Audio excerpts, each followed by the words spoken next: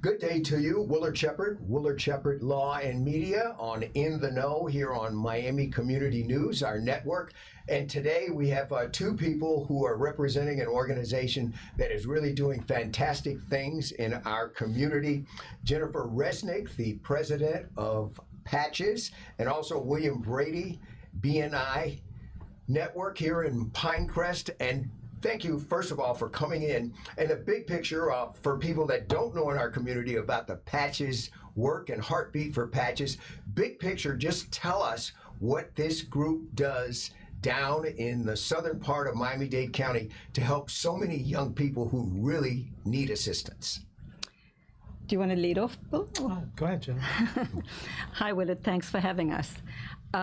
So Patches is a medical daycare center for under-resourced populations, children. It's a medical daycare pediatric nursing center who have profound illness and need medical care and therapies many days, 12 hours a day.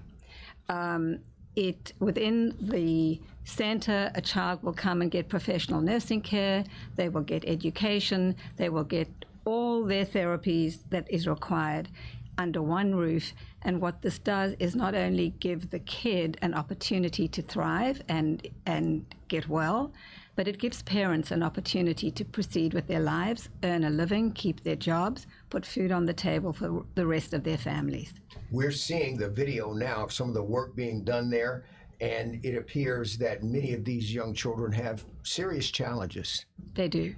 There are children with genetic disorders. There are children who are pre and post-transplant.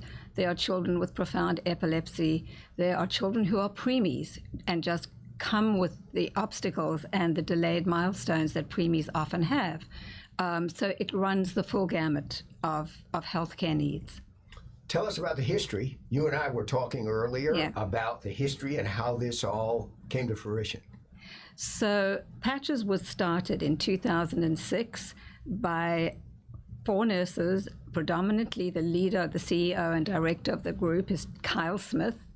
And Kyle had encountered a situation where a young mother who was dependent on a neighbor for electricity to keep her child's breathing apparatus going, the power was cut out. And she was walking to the nearest emergency center with her child in her arms. By the time she got there, the child had died. Kyle at the time was doing her nursing masters and her assignments, and she, in her heart, was struck by the need to change that picture, profoundly change that picture for people in the community with children with needs. So she and a group of her women nursing friends decided to form what they called Patches, Patches Pediatric Daycare Center for the children in South Dade. I came on the scene in around 2008, 2009. I was introduced by Cindy Lerner, who at the time was a state senator, and she took me down to visit this wonderful place. And I walked in and I looked around, and I'm sure, Bill, you did the same. And you see the children and you see the love and the happiness that fills this center and the work that's been done.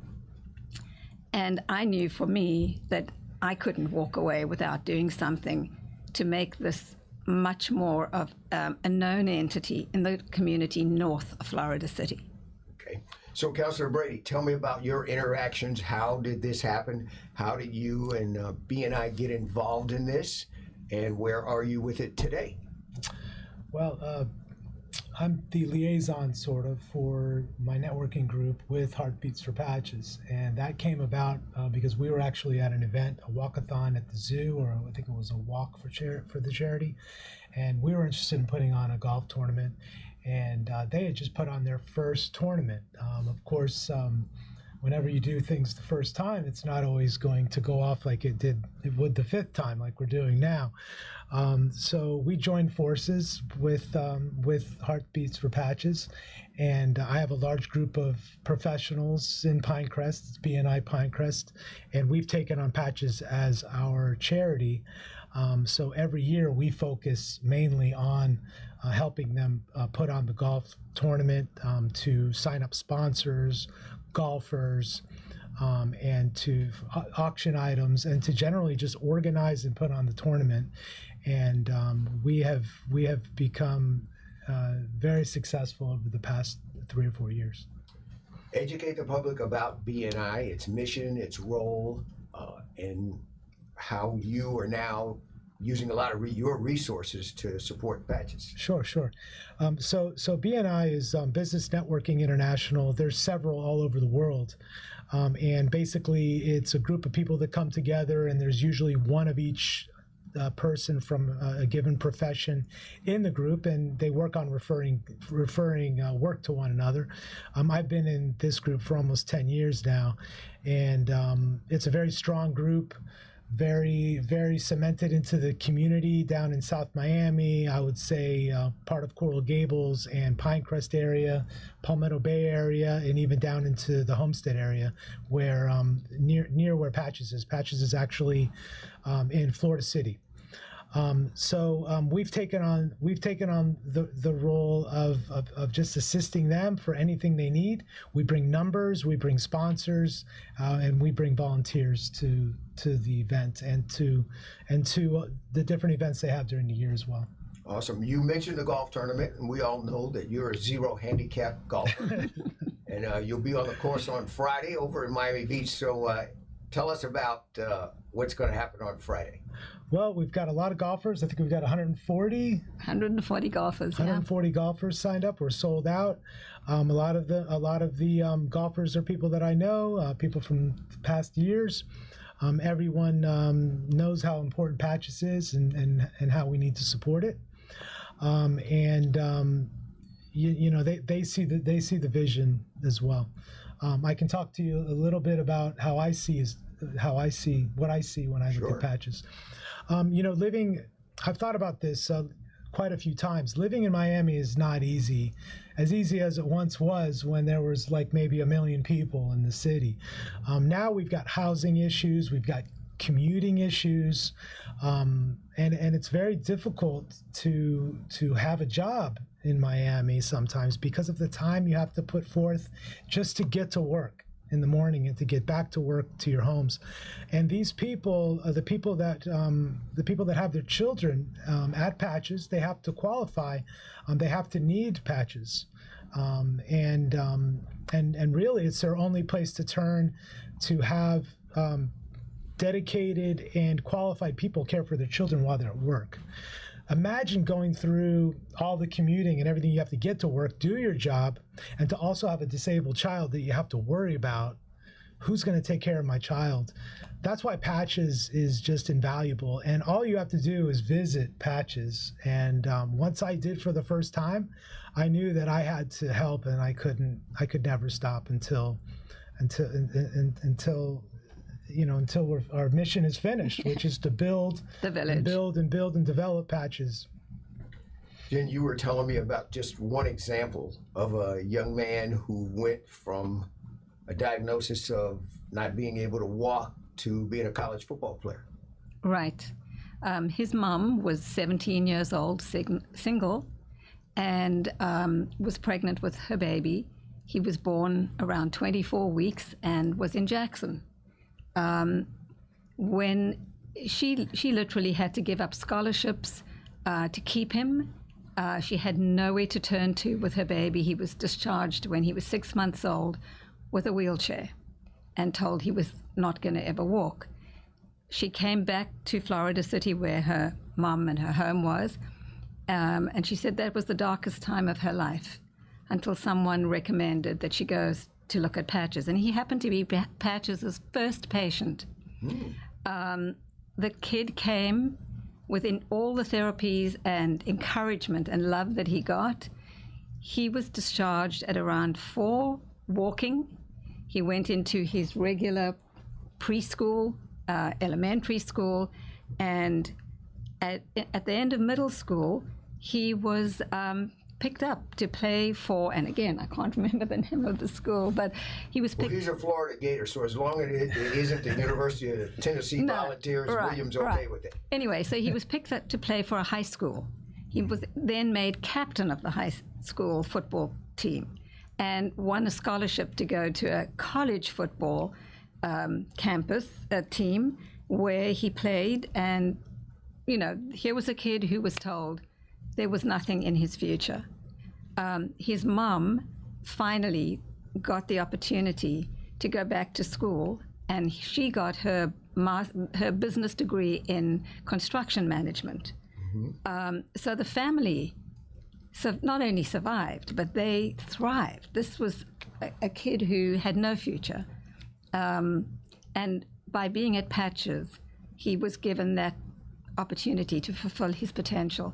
And that's the mind-blowing part of what you see at Patches for those who can.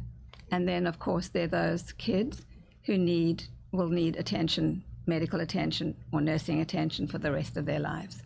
But all of the kids are treated with love and compassion.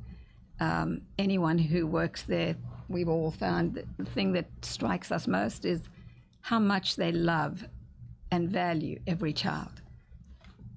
Tell me about the infrastructure and the things that you would like to do going forward, and that some of the funds that are raised on Friday on the weekend, on the 1st of November, that it would go towards this. So Patches had a mission and a vision, and that was to build a new home, an expanded facility to accommodate all these children with their growing needs. And so the idea and the dream of the Patches Village was born. Right now, we're at the point where it's a 65,000 square foot plan. We have the property. The property is in Florida City. It was donated, and we're ready to go. Every year, Heartbeats for Patches donates a big amount of money, a chunk of change, to the campaign. So what we earn through this golf tournament that we're holding on Friday, we will make a pledge of $100,000 to the campaign. Whatever else we make goes to Patches to fund things like new electronic beds for the children. We fund a school teacher because Patches did not have a school teacher for their preschool group. This makes a difference to what a child's prognosis might be in being able to graduate when they are medically fit and not be left behind. This is a No Child is Left Behind mission. So the child will be physically healthy and able to take their place within their peer group. So we fund the teacher. We have funded equipment for the therapy department. Very expensive stuff to maintain. This is where we have focused our needs. And BNI has been with us in this past 5 years. We wouldn't have done it without them. It would not have happened. How do parents who think they might need these services find you, and what type of vetting process is done? So a kid at Patches requires a doctor's referral. It must be a medical need. So there are kids who are autistic, there are kids with genetic diseases who are challenged in all ways, but they have to have a doctor's referral to be there. And in fact, one of the things Patches does is they're in constant contact with the specialist doctors that these kids might have on an ongoing basis, from Nicholas Children's or Jackson or Baptist. And we have funded over the years, not Heartbeats, but through Ocean Reef has been a wonderful supporter of providing buses, self-manned buses with EMTs on those buses that take every patient to their appointments if needed, pick them up from their homes, take them back to their homes, because as Bill said, transportation for an under-resourced community is not there if you're living down south. So unless you have a car or a means of taking your kid and their wheelchair, or your kid and you're giving up a day of work, there is no way a kid can get regular attention. Patches does that. They make sure that that kid is in constant contact with their specialists. One of the other things we didn't mention is that no child is turned away. So Patches will have about 10% of their kids who are not funded, and that comes out of the Patches funds.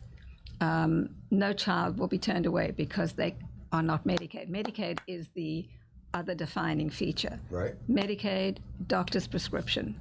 But if you're $1 above Medicaid, what do? And Patches will take that child. Okay. Bill, on Friday, tell me more about the tournament, where to become involved if people in the public between now and then, want to come forward and aid. How is that done? At this point, as far as the golf tournament, I think that going onto the website and making a donation would help us greatly. Take a look at the sponsors we have that are sponsoring the tournament. A lot of it's on the website. A lot of it's on It's all on the website. Information there. Think about sponsoring in the future. Think about donating. We have many different levels of sponsorships. There's also auction items. If you have a business that has valuable services or sells something that's interesting, that's appealing, we can also have those as auction items. There's also an opportunity to volunteer throughout the year, the website discusses those, and you can also contact Patches. Many of the professionals that are there with these young people every day, where do you find them? And you were telling me about their devotion to this. So many of the nurses and therapy professionals there are people who do live in the surrounding neighborhood in Florida City, South Dade, because it's a very long distance. They're recruited in the way that any other professional person would be recruited, but they have a special place in their hearts for working in this kind of environment. So these are people who are dedicated to these children. They do it, in many cases, for the love of what they're doing. This is not just a job. It's a very, very special place to be. I heard some of the parents, the mothers, speaking about how this opened doors for them and made things possible for them to go forward. And these young people also may have siblings. Right. Where their parent needs to continue forward despite what the medical condition is for that individual. Do you see that frequently? Yeah, I mean, you see it. That's one thing you do see in Patches is an entire family, has an entire family mission. So some of the things that you see, and I'm diverting a little bit, but speaking to that, is a child will weigh X amount when they come in on a Friday, and when they come in on a Monday, they weigh less because of food insufficiencies at home. So one of the things that Heartbeat started was a food pantry, and our volunteers will bring in foods for kids that they can have extra food while they're there because they're very hungry. And parents now come into Patches knowing that if they need something, they can go to the pantry and there will be stuff that they can take home. So, it's very much about taking care of the family as well as just the kid who's being looked after between 8 and 5 or 8 and 3 in the afternoon. Another story that talks to what the mission is at Patches. Recently, there were 3 little triplets at Patches. They came in, I think they were 6 months old. Their mom had 5 other kids and was homeless. Those kids were scholarship kids until they could work through the process to get funding from Medicaid. They've just been graduated. They met their milestones and they've gone home. But the mom was at least available to take care of those siblings. Now, in terms of the duration, how long can a young adult or young child growing into a young adult, stay at the facility and continue to receive these types of services? A child is eligible from birth to 21. There is a group of kids who might have come in at 5 years old, at 4, at 3, whatever the age is, and at the day they turn 21, they cannot be there anymore. And we've just had a child who, if you go onto Instagram, which is a wonderful place to see what Patches is about, just had his graduation. He has to leave because the license right now does not allow him to stay one day longer. And that's something that the Patches Village will work on as well. There will be, hopefully, an extended period of time that kids over 21 can still be at the campus and be taken care of. Okay. William, last thing for Friday, and where you'll be and what people should do. So we'll be at the golf club on Miami Beach. We'll be there bright and early. If there is anyone who wants to come out, I believe we would welcome them to come and see the tournament and to walk the grounds. They could definitely come.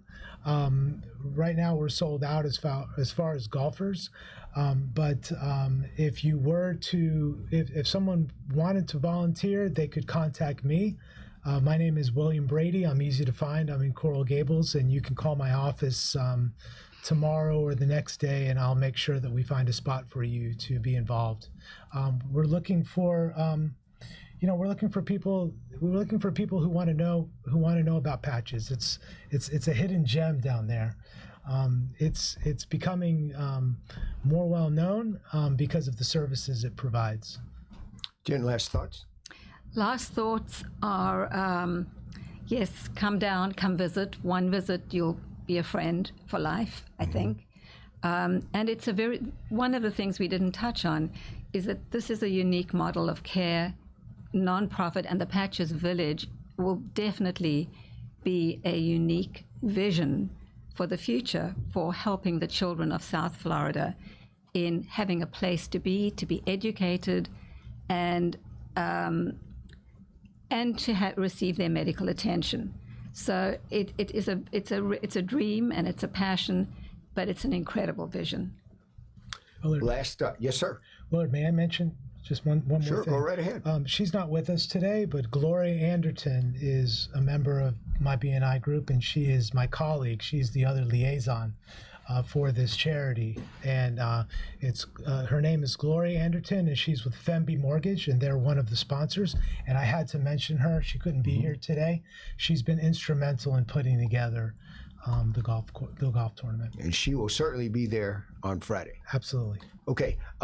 Give the word and the shout out where people can go online to find out more about Patches. PatchesPPAC.org is the website. Okay, give us that one more time. Patches, PPEC.org is the website.